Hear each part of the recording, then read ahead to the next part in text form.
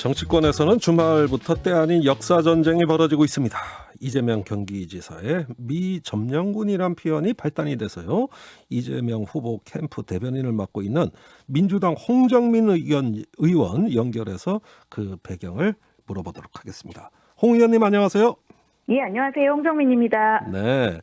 자, 이게 또 왜 때 아닌 역사 논쟁이냐. 문제는 이재명 지사가 지난 1일에 안동의 이육사 문화관을 방문해서 한 발언에서 시작됐어요. 제가 그대로 읽어드릴게요. 대한민국이 다른 나라 정부 수립과는 좀 달라 친일 청산을 못하고 친일 세력들이 미점령군과 합작해 그 지배체제를 그대로 유지하지 않았나. 깨끗하게 나라가 출발하지 못했다. 자, 홍 의원님, 이 발언의 배경, 이유 좀 설명해 주시겠어요?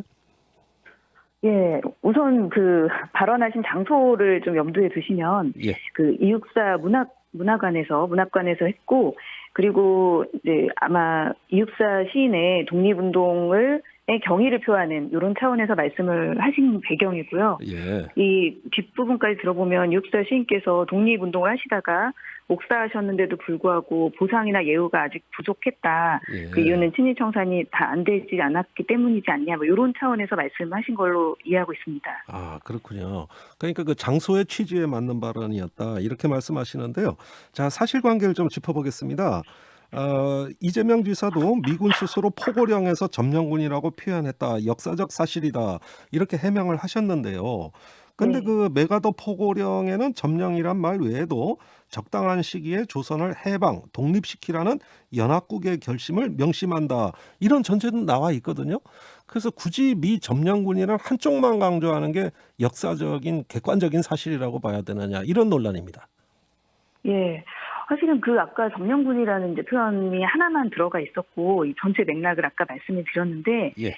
지금 해당 발언이 당시에 이제 48년 이전에 대한민국 정부가 수립되기 전 미 군정기 해방군간에서 발생했던 일에 대해서 지배체제가 유지되고 있다. 이런 표현으로 말씀을 한 거예요. 예. 그래서 사실은 그 너무 과하게 지금 사실 그 뒤에 윤석열 총장님 그리고 뭐 김재원 의원님 예. 이런 부분도 말씀하신 부분이 좀 과하게 왜곡돼서 해석하신 것 같다. 이런 말씀을 드리는 거죠. 예. 왜곡됐다면 어떤 부분이 왜곡됐다고 하시는 거죠?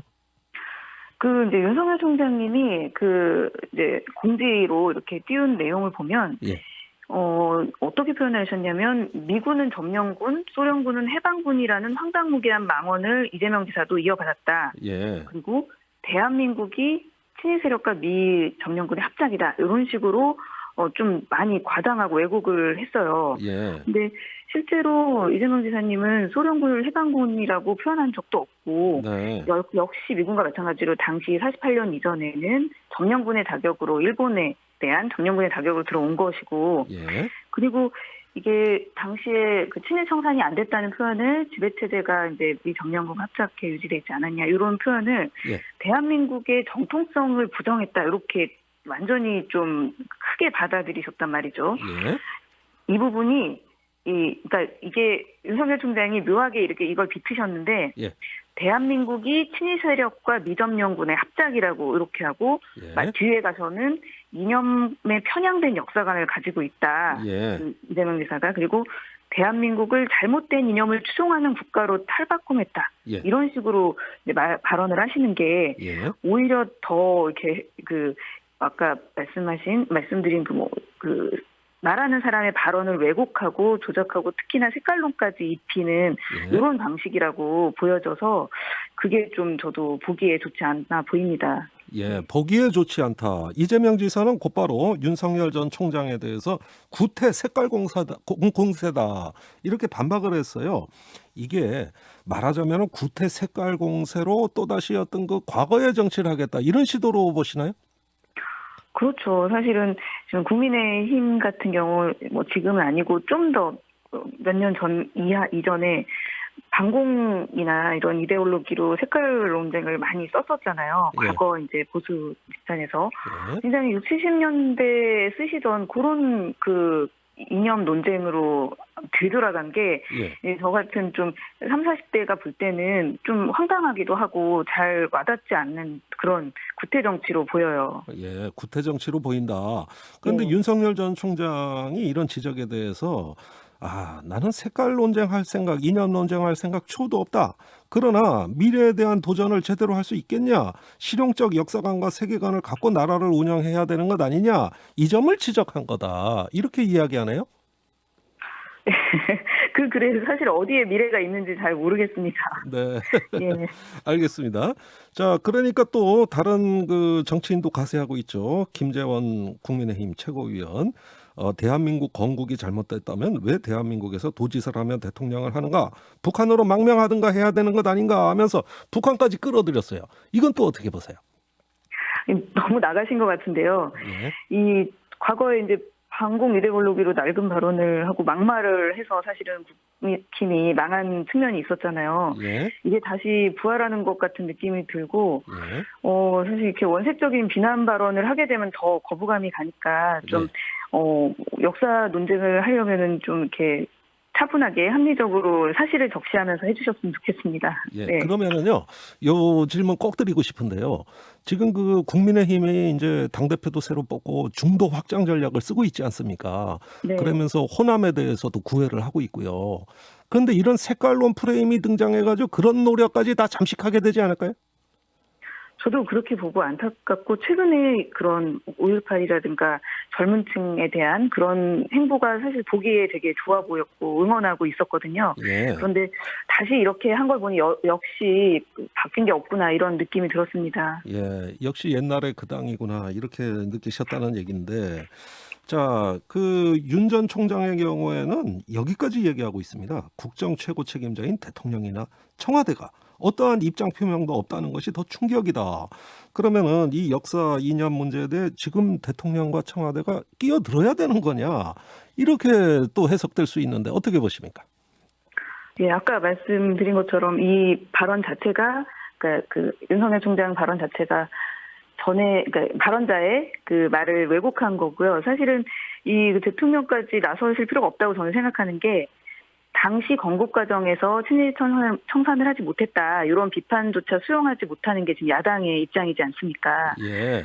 뭐 말만 하면 북한으로 망명하라 그러고 예. 이런 상황에서 대통령께서 말씀을 한마디라도 하신다면 대통령이 말씀하셨다고 또 야권에서 더욱더 역사 논쟁으로 몰아가려고 할 텐데 예. 이런 상황에서 굳이 입장 표명을 할 이유가 있다고 생각이 안 듭니다. 네, 그렇다면 이준석 대표의 말에 대해서도 마찬가지 의견이실 것 같은데요. 이준석 대표가 굉장히 그 이 지사의 발언, 대한민국 정부 수립의 친일 세력의 합작이라고 단정지은 거 비판했어요. 이 논란에 대해서도 이런 어떤 이준석 대표 발언에 대해서도 마찬가지 입장이신 거죠?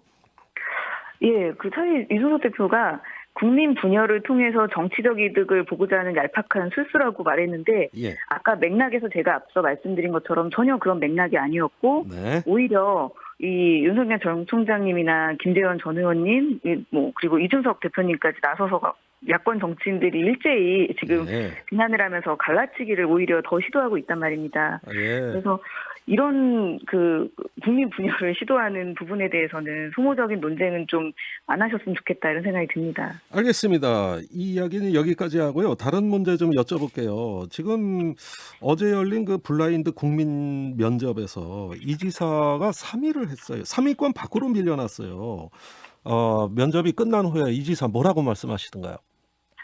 사실 특별한 언급이 없으셨어요. 예. 그리고 사실 오늘 토론에서 아마 이낙연 전 대표님 보시고 어제 1등 하신 거 축하드립니다. 그래서 오늘 말씀하셨고 네. 어제는 아무래도 컷오프 과정이다 보니까 시간도 많이 주어진 게 아니고 그래서 이재명 후보의 철학이나 비전을 보여드리기엔 시간이 많이 부족하지 않았나 저는 그렇게 생각이 들고 앞으로 기회가 또 많이 있다고 생각이 듭니다. 네. 혹시 그 본선 리스크에 대해 걱정하시면서 발언을 자제하는 거 아니냐, 몸살이는 거 아니냐, 그러니까 리스크 있는 후보 아니냐 이런 평가도 이 지사에 대해 나오고 있습니다. 예. 사실 제가 토론을 볼 때는 몸살인다고 보기에 너무 어려울 정도로 구체적으로 이렇게 다 이 말 저 말 하셨고요. 예. 본선 리스크 관련해서는 사실은 최근 여론조사도 보면 어찌 보면 가장 불리해 보이는 양자 간 대결이 대한 여론조사도 뭐 다른 결과도 있지만 오히려 뭐 이기는 지금 글로벌 리서치의 경우에는 이재명 후보가 44.7, 윤 전 총장님 36.7에서 앞서는 쪽으로도 나온단 말이에요. 예. 그래서 아마 이렇게 만약에 본선 리스크가 있다면 양자 대결에서 이렇게 확 떨어져야 정상인데 예. 여권 내에서도 당연히 1위고 여러분을 놓을 때도 그리고 양자 대결에서도 앞서는 결과가 나오는 그 여론조사가 있는 걸로 봐서 예. 리스크보다는 상대적으로 본선 경쟁력이 훨씬 더 뛰어난 걸로 보입니다. 아, 그렇군요. 예. 자, 기본소득이 1호 공약이 아니라고 이 지사가 말씀하셨는데 대해서 여야 모두가 비판하고 나서고 있어요. 이 기본소득 정책 기조 왜 선명하게 더 빨리 이렇게 좀 강하게 내지 못하시나요?